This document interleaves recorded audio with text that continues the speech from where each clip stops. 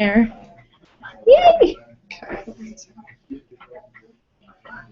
And that looks good.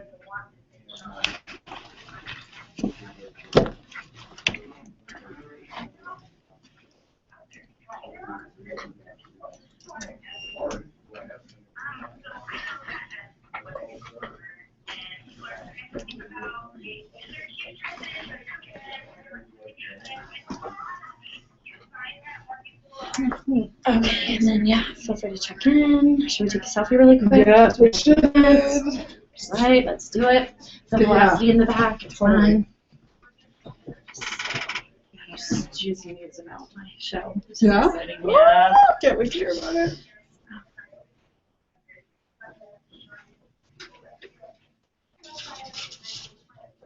Awesome. Yay! Selfie. I love that there's a song that talks about selfies. Yeah, exactly. I'm worried about it. People are like, hey, do you take more selfies? I'm like, hey, that's what I said out. Why not?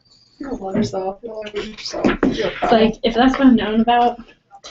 You know for something. Exactly. Somebody was totally judging me today about, like, you just want people to buy your stuff. And I was like, okay, you can totally judge me for that. Like, how cool is that? That's what you want to do. Did I you tell you have that? The biggest judgment I've gotten? A couple people now. Uh-huh. They're like, you're trying to be Jesus. I'm like, how freaking cool is that? Like, Jesus' mission was be what I am or more. Yeah. Okay, awesome. Thanks for the compliment. And because somebody made up what would faith or what would Jesus do, they're like, yeah, so they think I'm trying to be Jesus, and I'm like, how cool is that? Like, I take it as a huge compliment. yeah, Yeah, totally. Mm-hmm. Well, people judge you. It's just anyways. Oh, I love it. I actually had someone send me my book in the mail. Oh, they did? Back in the mail. I'm like, oh, how cool is that? Oh my god. Yeah. Yeah. People do the weirdest things, and sometimes you get like a flurry of weird shit, like all at once, and it's like nothing. That's how at least it works for me sometimes. It's like, yeah, you go big and people don't like it. It makes people uncomfortable. And the cool thing is, in my life, believe me, I've experienced a lot, and I am okay with that uncomfortableness because I'm so comfortable in my own skin. Yeah. It doesn't bother me if I make other people uncomfortable. Yeah. Because that uncomfortableness is change. Yeah. It's a shift. It totally is. It's not personal. It's just what it takes to change. Exactly. Like Zach was saying. What if uncomfortableness was the norm? What if that was just a gift? And I'm like, bring on the uncomfortableness. Yeah. So we did this healing session this past week, and I literally was like, so incredibly uncomfortable. Like, uncomfortable in my skin, uncomfortable in my clothes, uncomfortable in my everything. Yeah. I was like, I've been extremely uncomfortable. He's like, yes. Exactly. We went deeper than ever, and deeper than before. And thanks for that reminder. I've been uncomfortable all week. Yeah. Like mildly, that it just got bigger and bigger. And then yesterday I was just like, oh. Yeah, even a little grumpy kind of thing. I know, it kind of snuck up on me. And it's like, how cool is that? We're human. We can be uncomfortable. Thank you. Yes, It's like I remind myself like I'm an infinite being. So, so there is no. It is. I don't have a book yet. That one. Absolutely. It's already autographed, but I'll personalize it before we go. Good. I kept meaning to buy a book, and then I just kept forgetting. So. Yeah, we can take that one home. Fantastic. Yeah, absolutely. Which is fun. Can't wait. I love spreading the love. Yeah, of course. So it's all about that. Oh, of course. It's been a huge blessing. So, yeah, I'm excited for, life in general. It's just so many amazing things. So to share that with our listeners today. Be expansive and create space for them to attract more. Yeah. Create an abundant life. Exactly. Exactly. I mean, why not? We were all meant to have it, Right.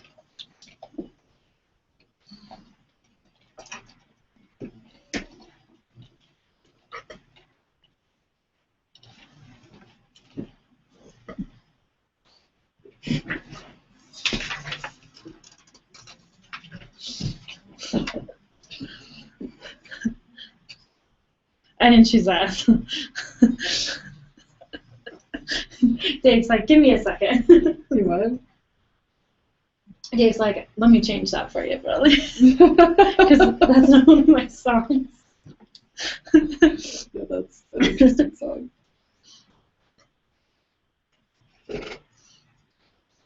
That's better. All right. Now that's what we're talking about. Way better.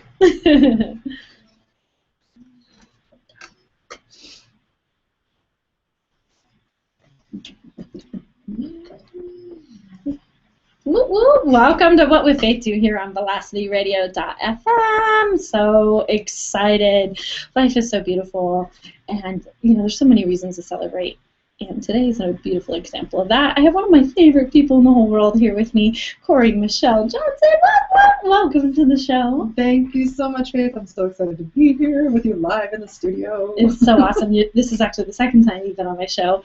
And the last time was when you called in live from California. Yep. Yeah, and so when you were in town, I was like, come and join us in studio. It's just so much more fun in studios. So, and I just love what you're all about. I love how you're an authentic example of creating expansiveness and more abundance in your life. Thank you. Thank you. It's kind of an interesting and awesome way to live, and I love the inspiration, so thank you. And I'm so inspired by you too, Faith. I mean, thank you. With everything that you're choosing and everything that you're doing and everything that you're promoting as living an abundant life, it's like, God, what would it be like if there was more people in the world doing that and being that and actually being the example? And that's what's so beautiful about it, because I believe the best way to teach someone or show someone how to do something is be the authentic example of it. Mm-hmm. Live that abundant life, create, the life you've always wanted, and attract or manifest what you do want into your life. And you're a master of that, and you have these very unique skills that you've adapted into helping people be, I'd like to call, create space for more. Mm-hmm. Right? Yeah. Yeah, and it's like, so instead of people get stuck on, oh, the poor pitiful me, or my life sucks, or I don't want to get up for work in the morning, it's just like, well, what if there was something better? And you do a great way of really pushing people to the extreme, like why play little? Mm-hmm. Yeah, why play little or play piddle? Exactly. Play big, And how you mentioned abundance is like, I believe we were all meant to live a glorious, abundant, loving life, and somewhere along the path we get just knocked off track. Mm-hmm. Right? Well, somewhere, like everywhere. Well, this morning. I had a moment a few hours ago where I was like, what just happened? Okay, great. It's a new 10 seconds. Let's choose again. Exactly. Yeah, it's so true, because driving down, I had a comment in my head. I was like, oh my gosh, why was I doing that? Right? I'm like, wait a minute, Faith, I'm an infinite being. That was all part of the path. Instead of still judging myself for something from 4 years ago. It was like, what? No. If I believe everyone is an infinite being, you got to give yourself the same credit. Exactly. Well, and it's like we come into this world, we come into these lives, and we're trained from day one to go right into judgment. And judgment about ourselves, our choices, who we are. I mean, from the very beginning, are they a cute baby? Are you a cute baby or an ugly baby? Right? Or a fussy baby or a good baby? Right as your babies, you're being judged, and then how much of that, like the energy patterns of that, are we picking up as little babies, and how other people are perceiving them and stuff like that. And I think that's one thing that people forget is, we make ourselves so wrong because we can't change something, or something is hard, or our life is the way we don't want it to be, but we have had so much training that's not that. That's exactly. The training and the energy has such an impact, and then when we really look at all of that and give ourselves the space to go, you know what, it's okay. Now, what do we want to create? What do we want to choose? And let's go in that direction now, instead of our past, because our past does not have to dictate our future. Precisely. That's so powerful to say it out loud. And I mean, when we go back to that little infant that you were talking about, like, what if we say to the baby, "You're an infinite being"? How cool would that be? Okay, I'm going to say that to my 5-year-old nephew. We're going camping next weekend. I'm going to say that to him. Every time he wants to jump up or fall down or whatever, I'm going to say, "You're an infinite being." Like, you know, he might not get what it means, but words are powerful. Yeah, and you even relating to him like that just creates the space. Like I was at a good friend of mine's house a couple of days ago, and I was doing some energy work on her. Normally, you know, you're getting energy work done, and you want to be silent, and it's quiet, and you want to relax. But she had 3 pretty hyper kids that night, and it was 3 years old, 5 years old, and 7 years old. Right? Okay, yeah. And so they were jumping all over the place. They just got this new dog. The dog was a little crazy, so it was a little chaotic when I was working on her. Not the, quote, ideal situation. However, it was such a contribution because every kid, like, they would come in at different times. And instead of being annoyed because the 3-year-old was jumping on the bed or jumped right on top of mom, or the dog was, you know, humping the pillow. Oh, wow. Or whatever, it was just like the space of allowance for whatever it was. And then I invited each of the kids to play with me as I'm working energy on their mom, because I believe that everybody's got magic. Everybody's got this energy that's a contribution in the whole entire world. So the more we can acknowledge that, the more we can bring that out in each other and choose it, it's like it changes everything when we acknowledge how powerful we actually are. And so I asked the 3-year-old, she's like, "What are you doing?" And I said, "I'm running energy on your mom. Can you do it too?" And she goes, "Yeah, I can. Watch." And she starts doing all this stuff on her mom, and she wasn't mimicking me at all. Right. She was just doing whatever she was doing. How cool is that? She didn't ask, like, what is running energy? No. She's just like, yeah, I can feel it. It's probably because she could feel it energetically. Maybe she couldn't explain it or even knew what it meant. Oh, no. And the thing is about energy, you don't have to know how it works. No. It just does, right? It's like electricity. Right. We don't know how the light bulb turns on. It just does. Yeah, somebody else figured that out for us. Yeah. Yeah, and so it was really cool as I was watching her, and you could see in her world, in her mind, and she was like, "Okay, well, I'm going to touch this foot, and this foot, and this foot, and hold this foot a little longer." And I was just like, wow, what does she know that maybe nobody will ever ask her, right? I'm like, "Hey, do you know how to do this?" And then I asked the 5-year-old, I was like, "Hey, what do you know here?" And she goes, "Well, let me feel this." And then she did it like a totally different way.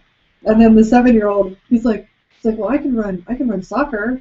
He was so cute. So he turned it into his own thing. Right? Yeah. So it's kind of like, how can we empower each other with, like, well, what do you know? What do you know?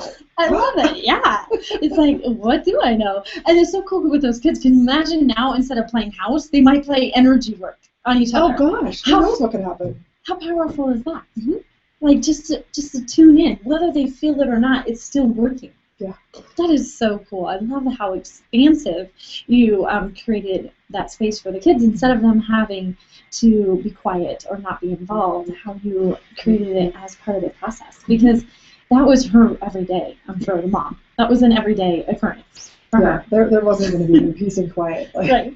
Yeah, for that session. Exactly. When you said about the magic, it reminds me, one time I had this client, and we were doing a walkthrough in the house, and his little 3-year-old boy says to me, "How did you get that sparkle in your hair?" So, you know, my bling that I wear in my hair, right?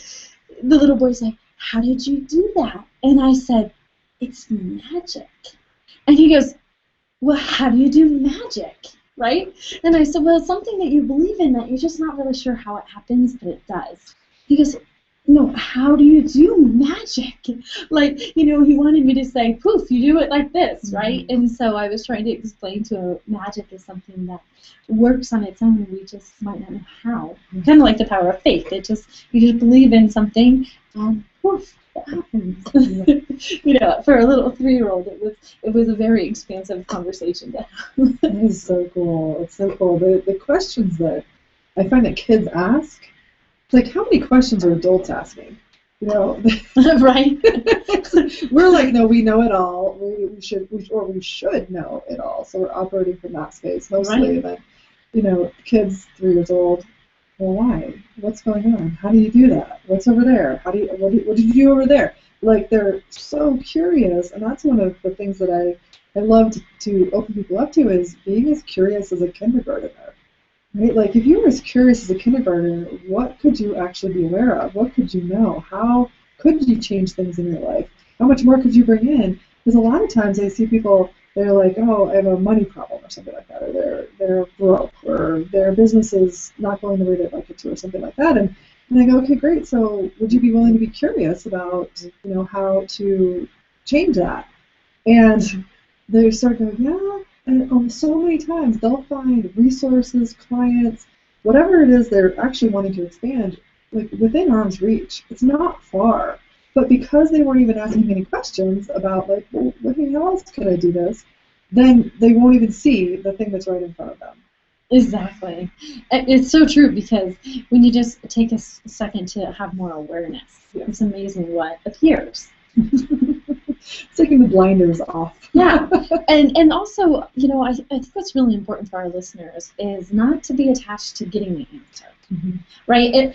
Sometimes it does drive by on a milk truck and it will say yes, and oh, there's my answer, right? Like, should I take this new position?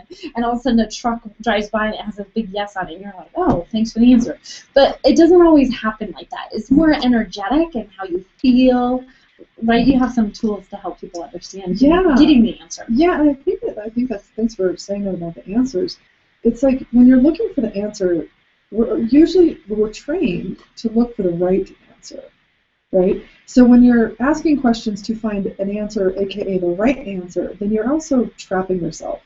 So when we're asking questions to gain awareness of what might be possible, that's a little bit different. Actually, it's a lot different than trying to find an answer which might be right, because there's a lot of judgment on the right answer. Right. I mean, if we take that question itself, so what if there was no wrong or right? Yeah. Hey, right? What if every choice that you've ever made, there's nothing wrong with any of them? And nothing right. Ultimately, at the end of the day, there isn't. But it's really hard for some people to grasp onto, because we've been taught so different. Yeah. Well, it's what they call the entrainment. It's like it's what we all do. Is we're all trying to get the right answer so we can be good, and we can do the right thing. So in school, we can see that all over the place. And with our friends, we want to be good so we keep our friends. In work, you have to do it right, otherwise you're going to get fired. Right. And maybe getting fired is a blessing. It's like it has been for me. Exactly. I mean, weren't you telling me, like, I think your whole adult life you pretty much worked for yourself? You've been self-employed. I've been self-employed since I was 23. Right okay, so almost. Yeah. I've had jobs that are in there, but it's really interesting because I'm unemployable. Like, really, in terms of... Well, what a blessing. Yeah. When you don't know that about yourself, it's not fun. Because you just think that, you can't keep a job or whatever, and what would happen is I would start out-creating the job, and they wouldn't like that. Or I would get bored really fast. And so it was just, like, never really like, okay, well, you're supposed to be in a job for a long time, and 20 years. Well, I was like 2 years, a year and a half. And then I'd be like, okay, I'm done. And then I get bored, and I'm like, I never found a job. Jeez. This is like, okay, and what if I create something that is always expanding, always fun, and something that just fills me up that I love to do? And that's what you've done so beautifully. Yeah. I love that. And it's like, ultimately we all have those choices. That's what I think is so powerful, is that as an adult we have a choice, right? So you have a choice. One of my favorite quotes that I talk about often is, we can all show up good on a good day, right? But how we show up on a bad day shows our true colors, right? Right. Like, really shows who you are and what's important to you.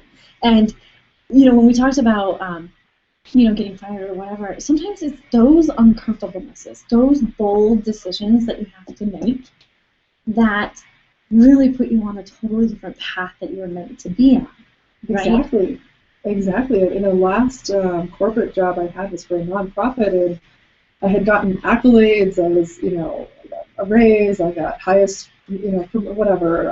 I was doing good. I got all of the validation, the acknowledgement, and all that stuff. And then the new boss came in and decided I needed to go. And then, within a couple of months, I was let go. And when I asked, I said, why am I being let go? And she says, well, performance. And I was like, well, that doesn't really match what all of my reviews say and everything I just did. And I just raised all this money and increased the event by, tripled it. So that doesn't really make sense, but I didn't cognitively get it. And then a couple months later, I was like, wait a second, is this what I was asking for? Well, yeah. For 7 months, 7 months before, I was like, well, what else do I want to do? I don't think I want to do this again for another year. I was already having those patterns, and this is a long time ago, right? And I was These already subconscious conversations with yourself. Well, it wasn't even a subconscious conversation. It was like I was talking to my friends, well, what else could I do, and what else could I create? But I hadn't taken the actions to create anything. So the universe goes, okay, time's up, go. Right. Right. That's what I always say. Careful what you wish for. Yeah. Literally, I had a friend one time on Facebook, and she posted on her page, she's like, oh my gosh, I have to go to work today. And I literally was like, careful what you wish for. And sure enough, at noon, she got fired. And it was like, what you put out there, you receive it. And what I believe that people, the majority of people think, when something good happens, they take total ownership. Look what I manifested. Look at my raise. I did this. But when they get fired, they're like, that wasn't me. That was someone else. Mm-hmm. They just didn't like me. Well, maybe it was just to create something bigger. And that's what's so powerful. And in my life, when I have overcome adversity, like just releasing my book, I had so much energy about people, no, don't do it. People who were in my world really close to me, not liking the whole idea.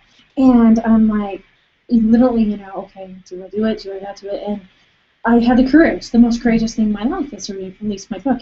And what has happened as a result, it doesn't matter what uncomfortableness I have.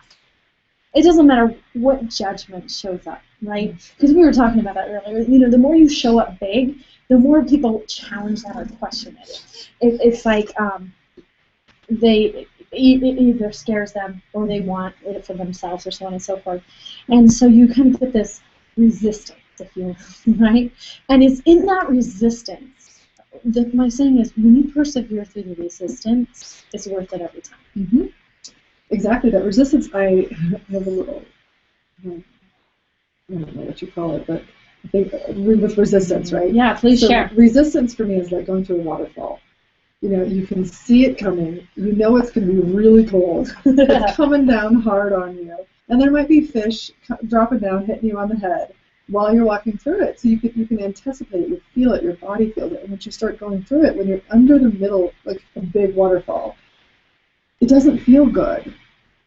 But when you get to the other side, if you keep going, it's like, oh.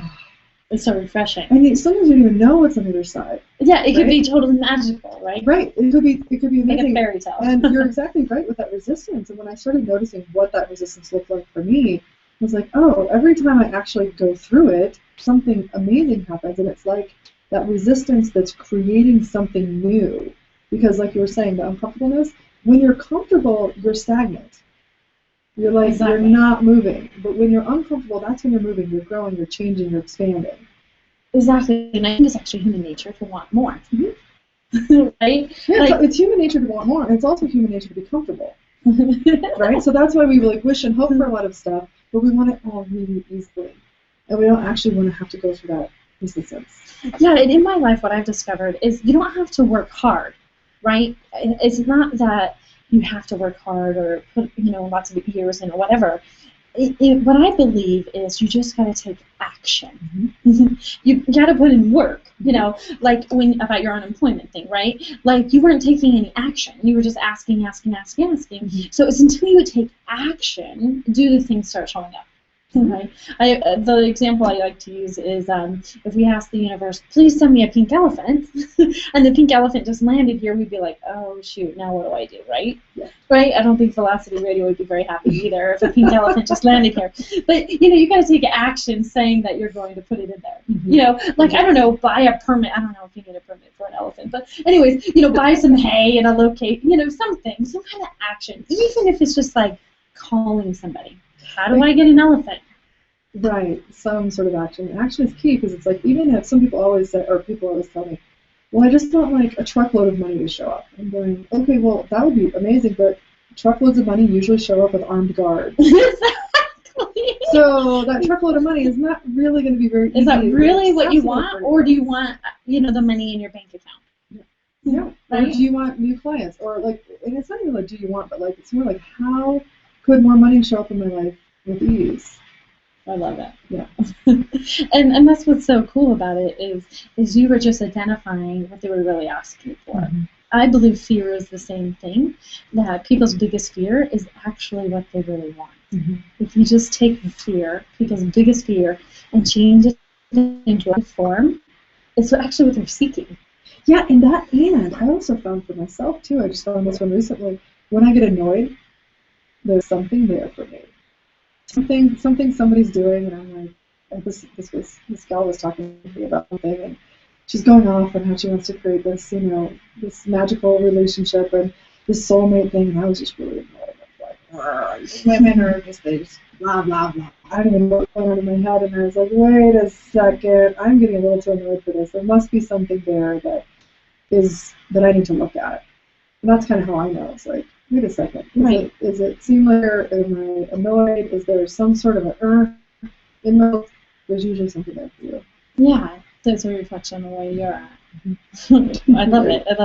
Well, we're definitely going to dive deep into that when we get back here on Velocity Radio.fm here on What Would Faith Do? Yay! How fun is that? Oh my gosh, it goes so fast. That was 20 minutes already. Exactly. So we'll have one more break, so 2 more sessions, Cool. segments, and the Google Live just keeps going while we're. Woo-hoo. Yep. So if you wanted to share an intimate secret right now, this is intimate secret. I wonder who's listening. Who Exactly. watches? Exactly. The cool thing, it goes on YouTube, so then you can go back and watch it and play. Oh, so people will be able to Yeah. watch this forever. Yeah. Intimate secret from the dark side. Yeah. Yeah, that's funny. How Yeah. long of a break do we have? It's only a couple minutes. So, yeah. Cool. Yeah.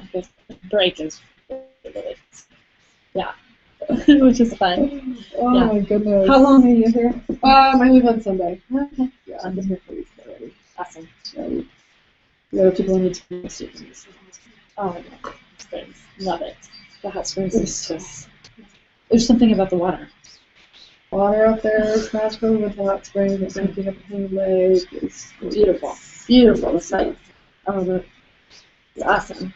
Yeah. Yeah. So, Very cool. like, Yeah. good stuff. I'm happy to go home. There's all the fires right now. Yeah. Serving us in rain. Rain. Lots of rain. Yeah. Yeah. Pray to the rain gods. Yeah, our house wasn't sort of evacuated, and then it continued it. So, yeah. Yes. Yeah, for sure. For sure. Yeah, actually, something I would just do is like, what if our house went up on fire? Just as we were talking about on Saturday, and there was all these fires.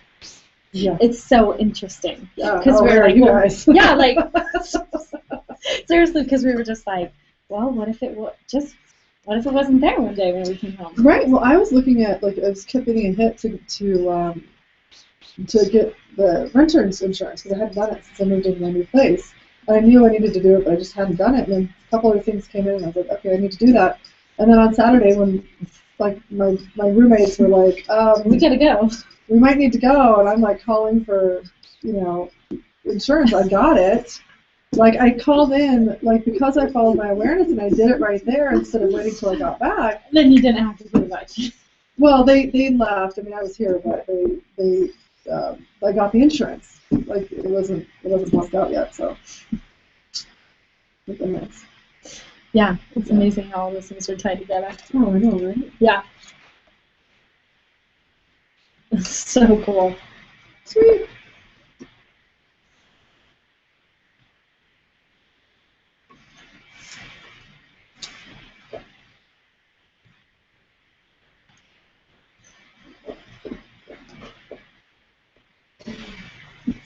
Woo woo. Welcome back to What Would Faith Do here on Velocity Radio.fm. I'm here with one of my favorite people, Corey Michelle. We're having so much fun, and we were just speaking of awareness and how your thoughts can create things. So we just want to send some extra love to the rain gods. So it's raining for California where the fires are. Yes, Right? they were very close to my house out there. So. Exactly. I remember when we had our fires here in Colorado 2 years ago. I was like, "Stop talking about fire! Stop talking!" Everyone was like, "Oh my God, fire, fire, fire!" And they're posting photo, photo, photo, photo of fire. And I'm like, "How about we post photo, photo, photo of rain?"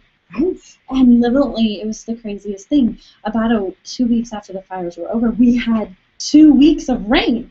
So it worked. We just should have wished about 2 weeks ago. Start immediately. Yeah, yeah. The But season. yeah. Start the season. But I believe that energy is so contagious that, if enough people, collective energy, that, the divine is listening. Okay, let's send somebody in there. Right, we have enough collective energy doing lots of things right now, right? Like that are creating lots of things out there. So, yeah, how many people does it take to change lots of things that are going on in the world? Exactly. Because fighting against stuff, fighting against the fire, you're fighting the fire, you're putting it out. Yeah, because that's really what the firefighters do. They're called firefighters. Right. Right? It's like fighting a fire, but like everybody else, there's no fighting. It's really just support and love and contribution and all that other stuff. Fire might not be the best example, but like when you try to fight stuff, it's like but really it's like there's something underneath or all around that might be a greater contribution than just fighting against stuff all the time. Totally. That's what I believe. When I was a kid, it was very negative, and in a scarcity mode was what I grew up in. And so what I believe, kids that are bullies, because I was a bully when I was a kid, or a teenager, is they just need more love. I mean, really, it's a cry out for help. So, like, instead of punishing them, because what I learned at a very young age was negative attention is better than none. Mm-hmm. Right? So, I was trying to explain that to my niece recently, who is having some bully issues at school, and I said, those kids are just not getting enough love. She's like, well, that doesn't make any sense. And I'm like, well, think about it.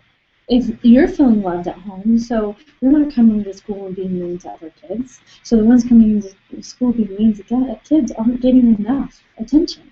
And she's like, oh, okay.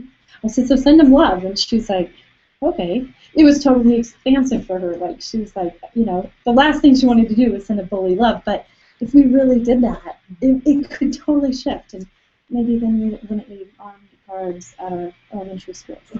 What else is possible there? What else? Yeah. And what else? To send love, and have some kind of solution, because, we hear it all the time that love is the answer. But we are powerful enough that we can shift the outcome in those scenarios. Yeah, and what I love to do is just even ask the questions, what else is possible and how does it get better than this? And those two alone can start to shift energy and about the magic, right? Like you don't have to know how, but something about asking these sort of expansive questions, you're actually communicating with the molecules of the universe, right? And you're always communicating with them, but when you're asking, hey, what else is possible here and how does it get better than this? It's like all of a sudden stuff changes. It's like you've rearranged the molecules of the universe in your reality, and boom, something else shows up. And I ask these questions. I've been doing it for 4 years now, and I tell you what, my life has completely changed. But it's amazing how fast that it'll happen. And there's, quantum physics and stuff like that talks about how molecules aren't fixed. It's not like the molecules of this book right here are only that.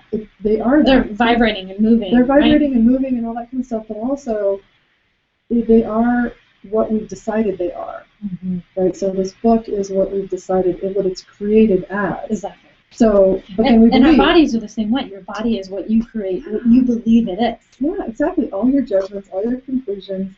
Yeah, so if you're looking in the mirror every day and saying, I'm fat, I'm fat, I'm fat, I'm fat, guess what? Your body's going to go, okay, exactly. I'm fat, and whatever that judgment is. My friend Christina Willen, she posted this really cool movement. I don't know if you saw it on Facebook, but how a gal who was a bodybuilder now is not a bodybuilder, and her body is kind of, different. And she's posting nude and has like a nude island and has all these women come. And she was like, what if we just accepted our bodies? Because even when I was a bodybuilder, my body still wasn't perfect. Mm-hmm. And I had a perfect body. Yeah. And it was like, what if you could just erase all those judgments? Mm-hmm. And I love that. So one thing that I do on a daily basis is I thank my body. Mm-hmm. I say things like, I'm grateful for every single cell in my body. Right? Like in a very intimate way, like, it's perfect. My body is perfect, just the way it is. instead of people constantly trying to change your, I think it's not good enough. Exactly. The gratitude, well, gratitude for everything and gratitude for your bodies. We get so much negative press, so to speak, about, how are we supposed to be treating our bodies. It's never good enough. And there's always something to change. We always need to be aware of what we're eating. And judgment. There's so much judgment about body. It's so interesting. Like when I was in Cabo, people are like, well, you wear sunscreen, right? We're like, you're not going with the tanning bed, right? And it's so intriguing to me because I actually have eczema and I actually have a doctor. The doctor told me to go to tanning beds. So it's like, wait, maybe you should sit back before you judge, right? So even about that, it's about our body. There's so much judgment. Let alone weight, size, shape, color, whatever. Well, all of it. I mean, and even, like, I know a number of people who I would look at their bodies and judge it as, like, nice, great, like, physique, whatever. Gorgeous, whatever all that stuff is, right? And they're judging the crap out of their bodies, too. So it's like, how much time do we waste, like, really, like, just judging ourselves? Not just for our bodies, but for everything. Like, I didn't do this right. I should be further along in my career. Oh, I yelled at my kids last night, or whatever it is. It's like, hey, take a breath. And how much more space would there be in your world if you just didn't entertain those judgments as real? So, like, what I've been doing recently is because I just moved in my new place and I've been running up and down the stairs. Instead of taking the elevator every day, I run up and down the stairs. My puppy loves it. She waits at the top with me for me to come up. So cute, because she's far down. She was really fast, so fun. And I say to myself, now I've been asking my questions like, well, how much fun can I have with my body, right? Instead of like, oh my gosh, how much, energy or how much calories can I burn, or whatever, or how about how much fun do I have? Like, how much